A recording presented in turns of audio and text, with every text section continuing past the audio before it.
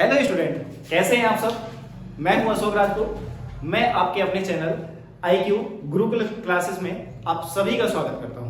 जैसे कि मैंने आपको पिछले लेक्चर में बताया था कि हमें सिर्फ वही क्वेश्चनों को डिस्कशन करना है जो आपके एग्जाम ओरिएंटेड है। तो सबसे पहले जो टॉपिक मैं आपको स्टार्ट करने जा रहा हूं, जहां से आपका लॉन्ग क्वेश्चन बनने के पूरे 100 चलेगा। तो सबसे पहले मैंने आप लोगों को पिछली क्लास में बताया था कि हम लोग पढ़ेंगे बेटा सारणिक, जिसे हम लोग बोलते हैं डिटरमिनेंट। तो सबसे पहला क्वेश्चन आपके बोर्ड पर लिखा हुआ है कि x to 18x equal to 6 to 18 6। ये क्या है आपका सारणिक का छोटा सा क्वेश्चन है और आपके सामने कहा गया कि बताइए x की वैल्यू क्या होगी। बहुत ही नॉर्मल सा क्वेश्चन है बेटा, एक नंबर में डायरेक्टली आपसे पूछ लिया जाता है। तो किस तरीके से करना होता है आपको, सबसे पहले कहा गया कि ये जो सारणिक दे रखी है इस सारणिक के बराबर है। तो सबसे पहले आपको सारणिक सॉल्व करना आना चाहिए। सारणिक क्या दे रखा है, सारणिक को सॉल्व करने का सबसे आसान तरीका होता है कि इस डायगोनल की मल्टीप्लाई करवाएं। x की जब x से मल्टीप्लाई करवाएंगे तो क्या आएगा आपका x स्क्वायर आएगा, और 18 की मल्टीप्लाई बेटा 2 से करवाएंगे तो 18 गुना क्या आएगा आपका 36 आएगा। ये इक्वल में दे रखा, और 6 की मल्टीप्लाई फिर से 6 से करवाएंगे तो ये कितना आएगा बेटा 36 आएगा, और 18 की मल्टीप्लाई करेंगे तो -18 गुना 36 आएगा। याद रखना डायगोनल की डायगोनल से मल्टीप्लाई, और बीच में क्या रखना है आपको माइनस साइन रखना है। आपने देखा कि x square minus 36 equal to कितना आ गया बेटा 0 आ गया। अगर मैं 36 माइनस का उधर ले जाता हूं तो ये किसका हो जाएगा बेटा प्लस का हो जाएगा। तो x स्क्वायर इक्वल टू 36, तो x की वैल्यू कितना आ जाएगा 6 का स्क्वायर। अगर मैं x की वैल्यू निकालूंगा तो यहां से कितने आएगी प्लस माइनस 6 आएगा। एक छोटा सा क्वेश्चन है जो डायरेक्टली आपका एक नंबर में पूछा जाएगा, बहुत इंपॉर्टेंट है। हर बार इस टाइप के ऑप्शनल क्वेश्चन आपके बन सकते हैं। तो ये था आपका पहला क्वेश्चन। अगर मैं पहले क्वेश्चन के बाद दूसरे क्वेश्चन पर आता हूं तो देखो जरा दूसरे क्वेश्चन, याद रखना यहां से जो भी क्वेश्चन बनेंगे वो आपके लॉन्ग क्वेश्चन ही बनेंगे बेटा। अगर मैं दूसरे क्वेश्चन पर जाऊं तो दूसरा क्वेश्चन है कि आपको दे रखा होगा कुछ इस तरीके से A B C, और यहां दे रखा आपका B C C A और A B, और आपसे कहा गया कि बताइए डेल्टा की वैल्यू क्या होगी। तो याद रखना बेटा, जब भी हम सारणिक को सॉल्व करते हैं तो किसी भी रो या किसी भी कॉलम में, पर्टिकुलर रो या पर्टिकुलर कॉलम में हमें मैक्सिमम नंबर ऑफ जीरो बनाने की कोशिश करनी है। मैक्सिमम नंबर ऑफ जीरो बनाने की कोशिश करनी है। तो ध्यान से देखें, यहां वन है, यहां वन है, यहां वन है। अगर मैं क्या करता हूं बेटा, इस रो को लिखता हूं R1, और इस रो को लिखता हूं R2, और इस रो को लिखता हूं हम लोग R3, जिसे हम लोग, और ये आपका क्या कहलाएगा कॉलम 1, ये क्या कहलाएगा बेटा कॉलम 2, और ये क्या कहलाएगा आपका कॉलम 3 कहलाएगा। मैंने कहा कि जब भी आपको सारणिक का क्वेश्चन सॉल्व करना है तो किसी भी पर्टिकुलर रो या पर्टिकुलर कॉलम में मैक्सिमम नंबर ऑफ जीरो बनाने की कोशिश करनी है। तो मैक्सिमम नंबर ऑफ जीरो आप कैसे बनाएंगे, आप सबसे पहले अगर मैं इस एलिमेंट को जीरो बनाऊं तो मैं कहूंगा कि R2 को चेंज करना है। इसका मतलब होता है R2 को आप चेंज करें। कैसे चेंज करें, R2 माइनस R1। अगर 1 में से बन जाएगा तो ये क्या हो जाएगा 0। इस एलिमेंट को भी हम लोग क्या कर सकते हैं, जीरो बना सकते हैं। कैसे, R3 को चेंज करूं कि R3 माइनस के क्या आएगा बेटा R1 आएगा। तो ध्यान से देखें डेल्टा की वैल्यू क्या आएगी आपके पास 1ABC। क्यों, क्योंकि आपने रो 1 को नहीं छेड़ा। अगर रो 1 को नहीं छेड़ा तो ध्यान से देखें बाकी बचे हुए एलिमेंट बेटा 1 में से बन जाएगा कितना आएगा 0, B में से A जाएगा क्या आएगा B minus A, C A में से आपका क्या जाएगा B C जाएगा। अब आपने फिर से, आप जब रो 3 को चेंज करेंगे तो 1 में से बन जाएगा कितना आएगा बेटा 0, और C में से A जाएगा कितना आएगा C माइनस A, और A B में से आप क्या जाने वाला है यहाँ पे आपका B C जाने वाला है। क्या इतने में कोई समस्या आपको। अब ध्यान से देखें, आप में से पहली रो आपकी बिल्कुल एज इट इज है, इसमें हम लोगों ने कोई भी छेड़खानी नहीं की। आपको दिख रहा होगा कि ये 0 और ये आपका क्या है B माइनस A, और यहां पर आपको दोनों को क्या दिख रहा है C कॉमन दिख रहा है। अगर मैं माइनस C कॉमन ले लूं तो ध्यान से देखें यहां क्या दिखाई देगा आपको कि माइनस C कॉमन लिया है तो ये B प्लस का हो जाएगा और ये माइनस का हो जाएगा। तो यहां पर ये आ गया, यहां है 0, यहां आपका क्या है C माइनस A। इसमें से B में क्या करूं माइनस B कॉमन ले लूं तो ये C माइनस A हो गया। अब ध्यान से देखिए बेटा, रो 2 में आपको कुछ कॉमन दिखाई दे रहा होगा, क्या B minus A B minus A। 0 एक ऐसी संख्या है जो किसी भी संख्या से आपकी क्या होती है डिवाइड होती है, इसीलिए हम लोग क्या कर सकते हैं यहां से B माइनस A कॉमन ले सकते हैं। और इस वाली रो से आपको क्या कॉमन दिखाई दे रहा है बेटा C माइनस A कॉमन दिखाई दे रहा है। तो 1 0 0 A, यहां पर 1, यहां पर 1, यहां पर B C, यहां माइनस C और यहां माइनस के B। यहां तक कोई समस्या आपको। अब आप चाहो तो इस एलिमेंट को भी जीरो बना दो, नहीं तो आप डायरेक्टली इसे एक्सपेंड कर सकते हैं। मान लीजिए आपको इसको जीरो बनाना, तो एक बार फिर से आप क्या करें R3 को चेंज करें। कैसे, R3 माइनस के R2। क्यों, क्योंकि इन दोनों जीवों पर कोई इफेक्ट नहीं आना चाहिए जब आप चेंज कर रहे हैं। तो R3 को चेंज करा कैसे आपने, R3 माइनस के R2। तो ध्यान से देखें आपके पास क्या एलिमेंट है B माइनस ए, सी माइनस ए, और यहाँ पर पहली वाली रो को आपने बिल्कुल भी चेंज नहीं किया तो वो आपका ऐसे रहने वाला है 0 1 माइनस के सी, और जब 0 यहाँ पर रहेगा और 1 में से बन जाएगा कितना आएगा बेटा 0, और माइनस बी में से आप माइनस सी जा रहे हैं तो माइनस बी में से माइनस, और माइनस माइनस क्या बना देगा ये प्लस बना देगा। तो तीसरी वाली रो है जिससे क्या कॉमन दिखाई दे रहा है आपको बेटा सी माइनस बी, तो यहाँ बी माइनस ए, यहाँ सी माइनस ए, और यहाँ पर सी माइनस के बी बचने वाला है। तो देखिए जरा 1 ए बी सी 0 1 माइनस सी 0 0, और ये क्या हो गया आपका 1 हो गया। अब क्या कर सकते हैं हम लोग, इसको एक्सपेंड कर सकते हैं। जब हम एक्सपेंड करेंगे इसको बेटा तो b माइनस ए, सी माइनस ए और सी माइनस के b, ध्यान से देखें सबसे पहले आप क्या करें 1 के रेस्पेक्ट में सॉल्व करेंगे। जब 1 के रेस्पेक्ट में सॉल्व करेंगे तो पहली वाली रो और पहले वाले कॉलम को आपको बंद करना है, इसकी मल्टीप्लाई इससे करवाओगे तो क्या आएगा बेटा 1 आएगा, बीच में क्या लगाना है आपको माइनस आई लगाना, और 0 से इसकी मल्टीप्लाई करवाओगे क्या आएगा 0 आएगा। फिर ये प्लस होता है, ये माइनस होता है, और ये क्या होता है बेटा फिर से प्लस होता है। अगर मैं इसके रेस्पेक्ट में सॉल्व करता हूं तो ये माइनस ए आएगा, और अब हमने अभी पहली रो और पहले कॉलम को बंद करा था, अब पहली रो और दूसरे कॉलम को, तो 0 और माइनस के 0 0 माइनस 0, फिर प्लस बीसी के रेस्पेक्ट में जब हम सॉल्व करेंगे तो ध्यान से देखें अब तीसरे रो को, तो 0 माइनस 0 कितना आएगा आपका 0 माइनस 0, ये कंप्लीट सॉल्यूशन हो जाता है।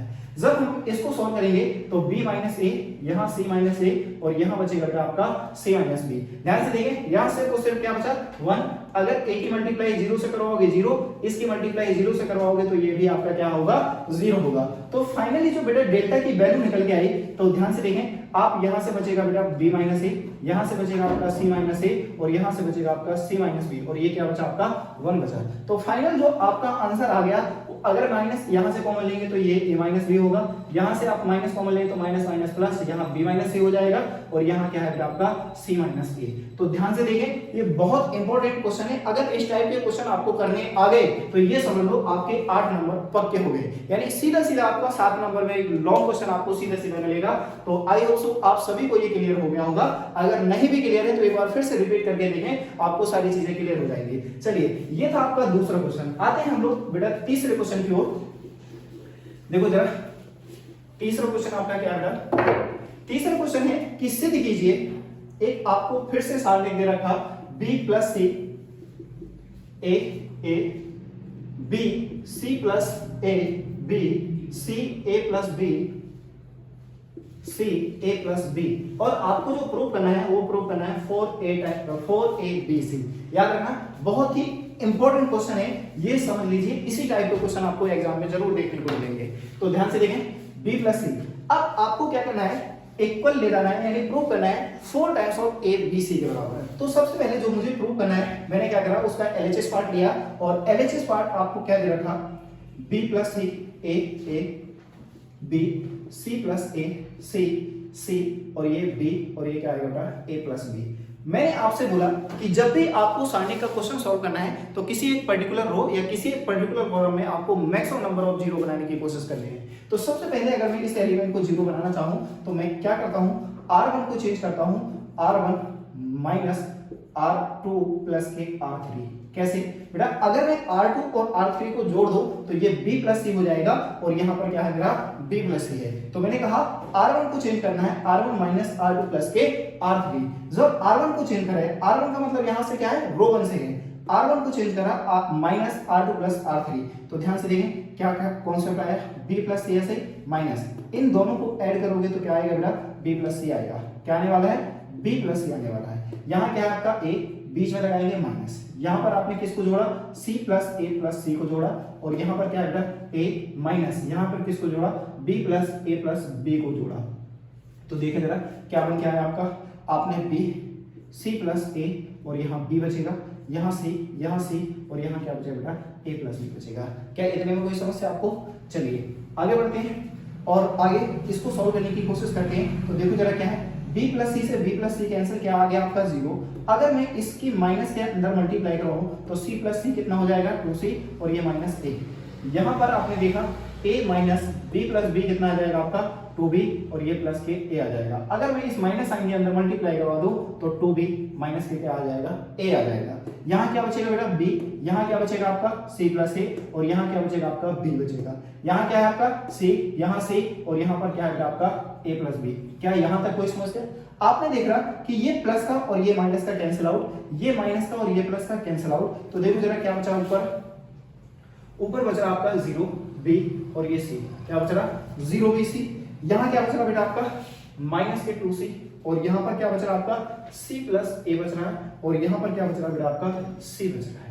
अब यहाँ क्या बच रहा बेटा माइनस के 2b बच रहा है और यहाँ क्या बच रहा बेटा आपका b बच रहा है और यहाँ पर क्या बच रहा आपका a प्लस b बच रहा है। क्या इतने में कोई समस्या आपको? अब ध्यान से देखें, अगर मैं पहली रो 1 को ध्यान से देखूं तो रो 1 से मुझे 2 कॉमन दिखाई दे रहा है। क्या कॉमन दिखाई दे रहा है? 2 कॉमन दिखाई दे रहा है। तो जैसे मैंने 2 कॉमन लिया तो ये 0, ये b और ये c, ये माइनस के आपका c, ये आपका c प्लस a और ये आपका c और ये आपका माइनस के b और ये b और ये क्या आ गया a प्लस b आ गया। क्या इतने में कोई समस्या आपको? चलिए अब हम के मैक्सिमम 0 और कहां बना सकते हैं। अब मैं क्या करता हूं बेटा कि अगर मैंने क्या करा r2 को चेंज करा, r2 को चेंज करा r1 प्लस के r2, क्या चेंज करा r1 प्लस r2, तो मैं इस एलिमेंट को 0 बना सकता हूं और इसके अलावा और कुछ नहीं।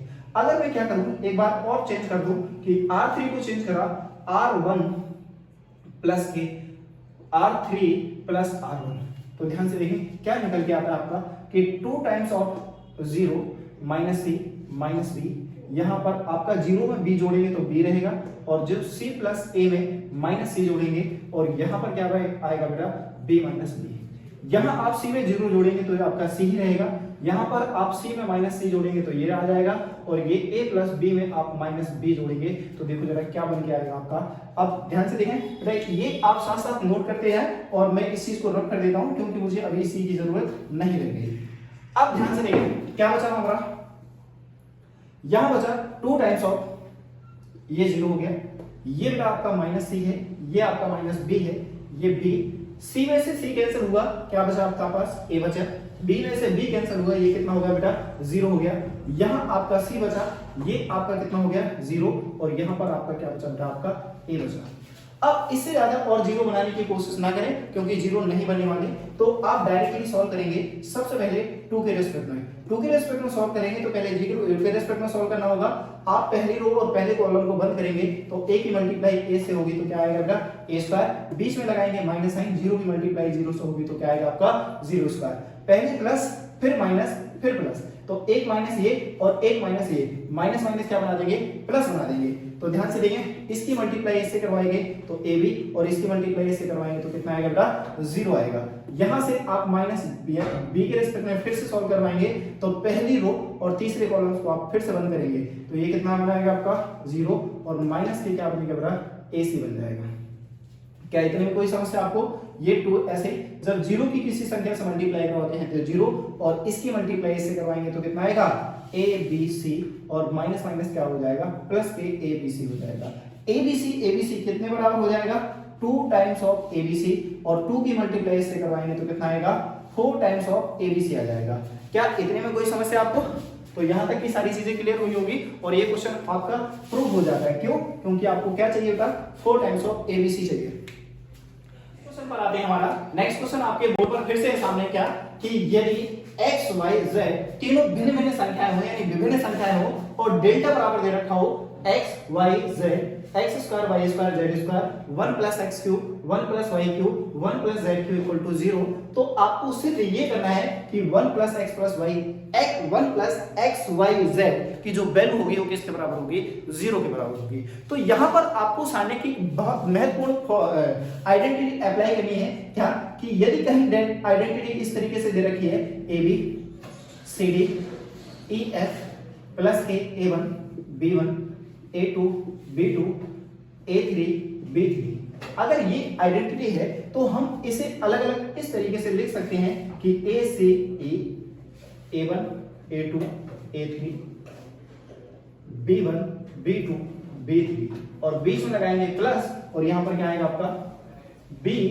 D F A1 A2 A3 B1 B2 B3, ये आपको आइडेंटिटी आनी चाहिए अगर ये क्वेश्चन आपको सॉल्व करना है। तो ध्यान से देखें आपके सामने डेल्टा की जो वैल्यू गिवन है वो क्या गिवन है x y z, x square y square z square, और साथ में क्या है 1 plus x cube 1 plus y cube और 1 प्लस के क्या होगा जेड क्यूब है।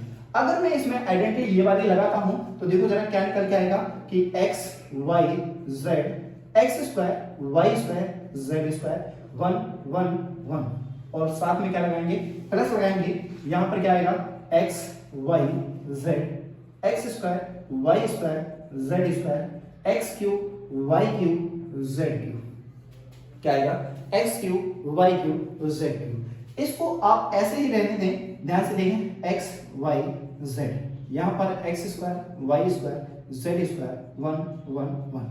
अब आप इस वाले मैट्रिक्स को ध्यान से देखिए, डिटरमिनेंट को ध्यान से देखें, इन सभी में रो फर्स्ट में x x square x cube, क्या यहां से एक्स कॉमन दिखाई दे रहा है आपको, y y square y cube, क्या यहां से वाई कॉमन दिखाई दे रहा है तो वाई लिखा, Z Z square Z cube, यहां से क्या कॉमन दिखाई दे रहा है बेटा जेड कॉमन दिखाई दे रहा है, तो यहां क्या आने वाला है 1 1 1, क्योंकि यहां से x यहां से y यहां से z, तो यहां क्या बचेगा एक्स स्क्वायर ये वाई स्क्वायर ये जेड स्क्वायर, यहां पर क्या आएगा आपका x कॉमन लिया है आपने तो x y z, यहां क्या बचेगा एक्स स्क्वायर वाई स्क्वायर और ये क्या बचेगा बेटा आपका z इक्वल टू क्या चल रहा है आपका 0 चल रहा है। अब ध्यान से देखें इन दोनों में कुछ ना कुछ आपको डिफरेंस दिख रहा होगा, क्या कि यहां पर आपका 1 1 1 है और ये आपका C1 में 1 1 है, या तो इसे इस फॉर्मेट में बनाओ या इसको इस फॉर्मेट में बनाओ, मर्जी आपकी। अब याद रखना कि जब किसी भी स्टैंडिंग में किसी दो रो को या किसी दो कॉलम को आपस में इंटरचेंज करते हैं तो माइनस साइन बाहर आ जाता है, ये आपको आइडेंटिटी पता होना चाहिए। तो मैंने क्या करा, यहां से सबसे पहले क्या करा कि C1 और C3 को आपस में इंटरचेंज कर दिया। जब इंटरचेंज करूंगा तो x y z x square y square z square 1 1 1, और जब आपस में चेंज करूंगा तो क्या आएगा माइनस साइन आएगा, तो x y z यहां पर क्या आएगा x square y square z square x y z 1 1 1। क्या मुझे यही चाहिए था? नहीं, मुझे x square y square z square बीचों बीच चाहिए, तो फिर से एक बार मुझे चेंज करना होगा क्या कि C1 और C2 को फिर से आपस में इंटरचेंज करूंगा, तो एक माइनस और फिर से वापसी आएगा। जब एक माइनस और आएगा वापसी तो ध्यान से देखें क्या कंडीशन बनने वाली है आपकी, x y z x square y square z square 1 1 1। क्या यहां तक कोई समस्या? जब जैसे मैंने आपस में इंटरचेंज करा तो एक माइनस और आ जाएगा, तो ये माइनस माइनस क्या बना देगा प्लस, यहां पर क्या दिखाई दे रहा है आपको x y z दिखाई दे रहा है, यहां पर क्या बचेगा आपका बेटा x बचेगा, यहां y और यहां z, यहां क्या आ जाएगा आपका x square y square z square, यहां पर क्या है 1 1 1। क्या इतने में कोई समस्या? इक्वल में क्या दे रखा बेटा आपका 0। अब मैं इस पूरी इक्वेशन को ध्यान से देखूं तो ये वाली वैल्यू और ये वाली से वैल्यू आपकी क्या दिखाई दे रही, सेम दिखाई दे रही, तो ये दोनों से कॉमन आ जाएगी। जब ये दोनों से कॉमन आएगी तो x y z x square y square z square 1 1 1। जब मैं इसमें से कॉमन लूंगा तो यहाँ 1 बचेगा और यहाँ क्या बचेगा x plus x into y z equal to क्या आएगा 0 आ जाएगा। आप ध्यान से देखें कि दो संख्याओं का गुणनफल 0 होगा तो या तो ये 0 के बराबर होगा या ये 0 के बराबर होगा। बेटा मैट्रिक्स कभी 0 के बराबर नहीं होगी, अगर ये 0 हो गई तो ये पूरी वैल्यू 0 हो जाएगी, जो कि इम्पॉसिबल है। इसलिए हम लोग यहाँ से ये कह सकते हैं कि 1 plus x y plus z equal to 0, और यही मुझे क्या करना था, प्रूव करना था। तो यहां तक की बातें आप सभी को क्लियर होगी, आई होप सो। और देखें जितने भी क्वेश्चन आपके इस चैप्टर से रिलेटेड हैं तो इसके बाद का जो नेक्स्ट वीडियो होगा उसमें हम इसी चैप्टर को कंटिन्यू करेंगे, और जितने भी 2 4 10 क्वेश्चन और बचे हुए इंपॉर्टेंट वो सारे आपके सामने डिस्कस करेंगे। चलिए तो आज की क्लास को हम लोग यहीं ओवर कर दें। जय हिंद, जय भारत।